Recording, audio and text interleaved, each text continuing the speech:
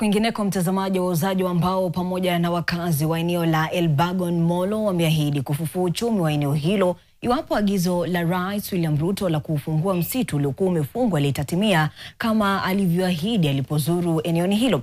Uchumi wa eneo hilo ulididimia kwa kiasi kikubwa punde tu msitu huo ulipofungwa na marufuku ya ukataji mbao ikaanza kutekelezwa. Habari hizi tunajuza na mwandishi wetu wa Molo, Jimson Ndongo. Kufuatia agizo la Rais la ufunguzi wa misitu, wafanyabiashara wa mbao katika eneo la Elbagon na Molo wameomba serikali kuregeza masharti magumu yaliyokuwa hapo awali. Wacha tusikize kutoka kwao. Katika ununuzi wa miti, serikali wana mipango maalum kama vile wanaweza kuuzia hata wale watu wa chini. Maana tuko na watu wa chini, watu wa kiwango ya chini ambao hawezi kununua plantation mzima ya miti na mamilioni. Wanaweza kuwa na pesa chache na bado wapate miti ndio waweze kujimudu.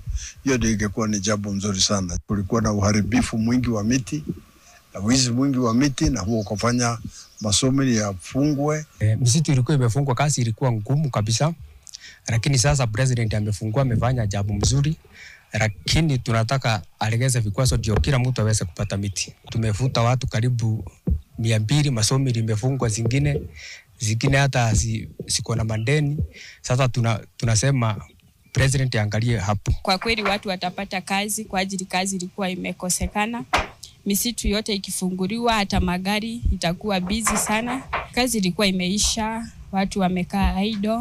Wengi wamepotelea kwa pombe, wako idle, wengine wanatumia hata bangi juu hakuna kazi ambayo wanafanya. Lakini sasa wakikuwa busy watakuwa wanapakiria hata malori, pakiria mbao na miti pia.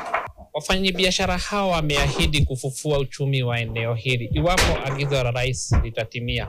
Nikiripotia NTV mashinani kutoka Molo, kaunti ya Nakuru, jina langu ni Jimson Ndongo.